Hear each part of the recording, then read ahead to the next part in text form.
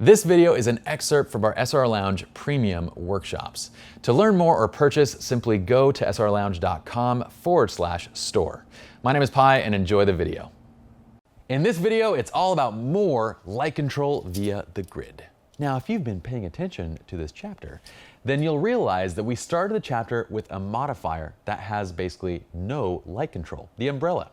It allows light to essentially spill everywhere into a scene while placing a little bit of an emphasis, giving more light to wherever essentially the flash is focused or wherever that umbrella is pointed. But still that light kind of spills all over. With the Apollo strip and the Apollo orb that we showed you, these soft boxes, they give you more light control. But again, they're still gonna have some spill around the edges. They're gonna open up. That's where we essentially get more control. We can add these modifiers and then get additional light control by adding grids onto them. Now, we're not gonna go too far in depth on this course because again, we expect you to already know this from Lighting 101. But what does a grid essentially do? Well, it just cuts off the directionality of light. So essentially, when I turn the grid just a little bit, you'll see that I disappear and I reappear, okay? So the grid essentially prevents light from spilling out wide. Okay, and it just funnels that light forward. The difference between a grid versus, say, a snoot is that a snoot can throw light a further distance than a grid can. But essentially, they're kind of doing a very similar thing. They're controlling and they're pinning that light to one specific area of the image. So let's go over this shot over here on the right. Let's talk through what we did here. Now this is for we did this awesome Triumph tribute shoot. I love doing style shoots because they're just really fun. It's a chance for me to play around, to really fall back in love with photography. So this was a styled shoot that I wanted to do for a while. This is just in a local park. Okay, just a local park for crying out loud. We're shooting in the morning.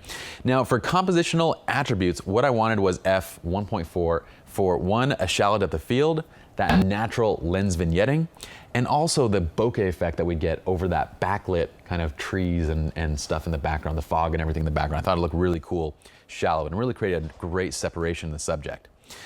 Now we're working in the morning. So this is actually a sunrise shoot, and while we got up for sunrise, we ended up having a couple snafus. Every shoot has a couple things that go wrong. So we didn't start until like 2 hours past when we actually wanted to start shooting. So with sync, we had initially in the morning, we had the perfect amount of light that we could have shot this without any neutral density filter or high speed sync.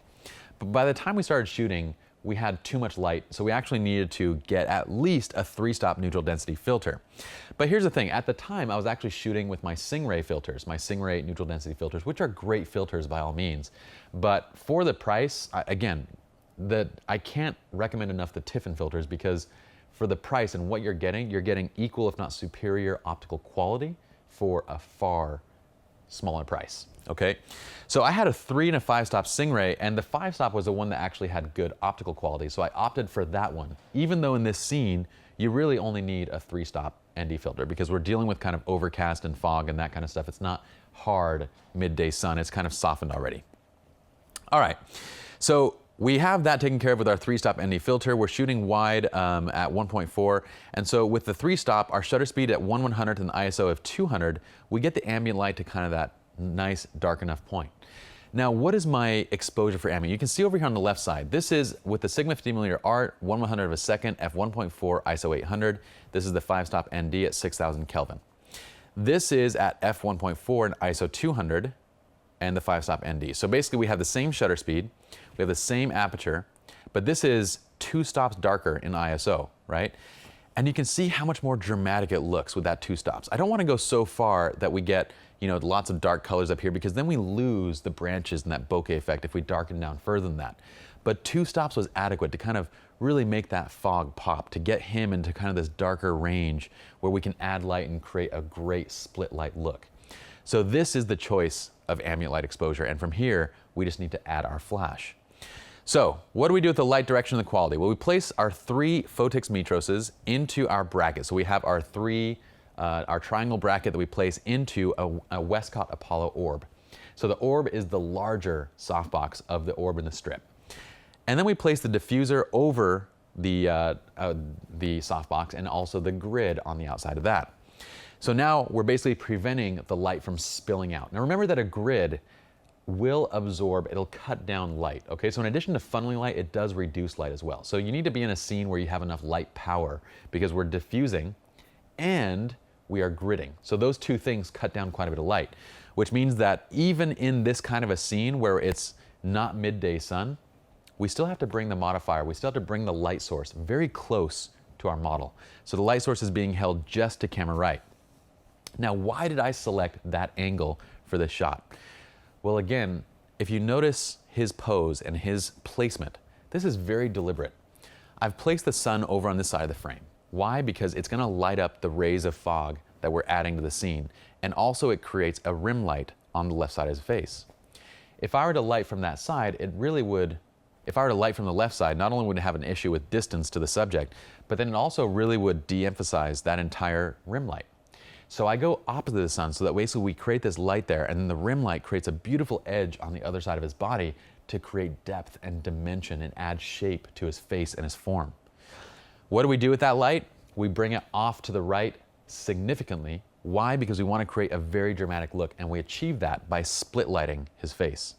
So what we can do here is we can split light by having him look into the camera, but if I have him just bring the chin over to the left and look towards the light source, we can get a Rembrandt light. So it's a nice little direction there where we can kind of just use the model's position to adjust what kind of light pattern we get onto the face. Okay, so the test shot was with the camera looking, with the model looking at the camera. The flash to ambient light was solid, it looked fantastic, and then from there we just start basically shooting. Our light color, white balance, was at 6,000 Kelvin. I love shooting scenes like this with a bit of warmth to it. So I'll add and I'll shoot like 6K or 6,000 degrees Kelvin just to give it that warmth and that look. All right, we have our, as far as the posing, the framing, the shot, like I said, we placed his back, we placed the motorcycle there so that the sun would light it from the side, and so that we get these rays. Notice that we use the rays as leading lines. This entire shot has purpose behind it. Our rays come in, they are leading lines that bring us right into our subject right here in that right piece of the frame. So we end up with this beautiful composition. Nothing is unintentional. This is not by accident. This is all deliberate, and I want you guys to get used to that. Get used to posing and framing and using the natural elements of the scene to add to your image. The last thing to mention here is that we actually added our own fog, and we did that with a Rosco Mini V. I originally had the Rosco 1900, I think, and that thing was so ridiculously powerful that I ended up just trading it in and getting the smaller one, the Rosco Mini V. And when I brought the Mini V out to the scene, I was like, it might not be enough power. It might not be enough fog to fill this entire scene, and I surprised myself because when that thing going full blast, it's definitely enough fog to fill a scene like this.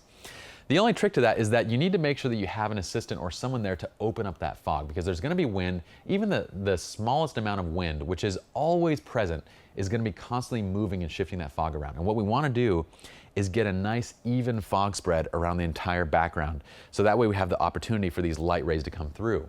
When the fog is kind of poofed up into these cloud type shapes, we don't get that kind of a look, and it doesn't look very even.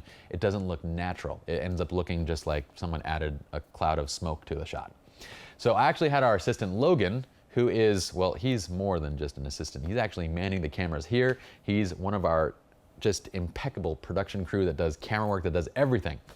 And he is a master fog wafter. He was wafting fog like nobody's business, man, with his reflector out there, just wafting the fog, and he got a perfect even spread across the shot. And as soon as we get those spreads, you know, they only last for about 5-10 seconds. When you get that fog in just the right spot, you have to be ready and you have to shoot, because it's very short-lived, and then you have to, again, kind of play and move the fog into the right position. So that's that there. Again, with each shot, with each adjustment in the pose, we're analyzing the highlights from the rim light, and we're analyzing the shadows, making sure that everything looks good. The Apollo orb is the perfect light source for this shot because it's a little bit bigger, and it helps us to light a little bit more of the area, lights a little bit more of the motorcycle and everything, because we have the subject over a larger area, but we're using that grid to prevent it from basically spilling like onto the ground and onto other places in the shot. So we end up with like this light that looks just fantastic, because we're not ruining the dramaticness of these shadows, and we're pinning the light just to exactly where we want it in this final image, and it looks fantastic. So that's how we moved from this, you know, basically this shot with just ambient light only, with just the fog just exposed for skin, over to our shot right here where we're exposing for what we want the ambient light to be with that darker look, over to the final shot where we've now added our light via the the 3 photixes firing through the Westcott Apollo ore.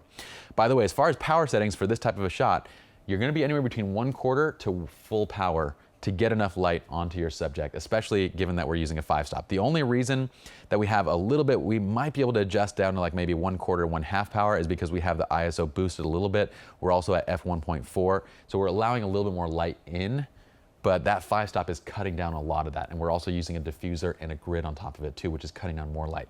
So get your light source placed close to the subject and make sure that you have enough power coming out of it, and you'll get really great images like this one. Now, last thing, as far as power goes, just remember that your pocket strobes have limitations. With a shot like this, we're working in overcast type conditions that aren't super bright, and we still have the flashes at 1/2, 1/4, even up to full power in that range, with 3 of them going through that modifier placed very close to the face. So you're gonna have to remember that, because when it gets to midday light, we're just not gonna have enough power. So you wanna work within the limitations of what you got, and don't be surprised once you start adding a 5-stop on there, once you start adding diffusion and grids, your pocket strobes are just not gonna be quite enough. So be ready to take them up to full power, use 3 of them if needed. Once you get over to midday light, then we're gonna need to convert and use medium strobes. Either that, or you just get 10 pocket strobes and just put 10 of them up and then do that. But that kind of gets a little cumbersome, frankly.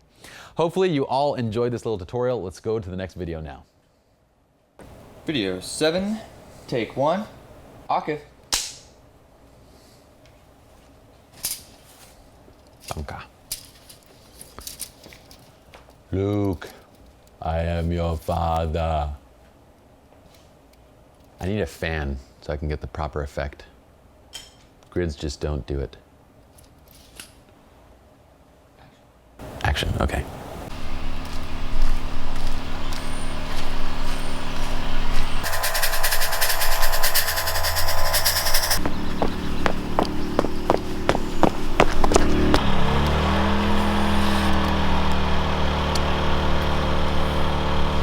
I forgot we got 3 flashes in there.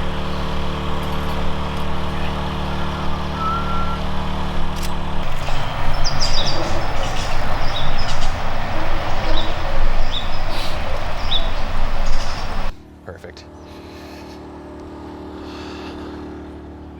Okay, kill the fog. And then waft over this way a little bit. So kind of get inside of it a little bit more, Logan. So step in and then waft over. You know what? Let's keep going with the fog.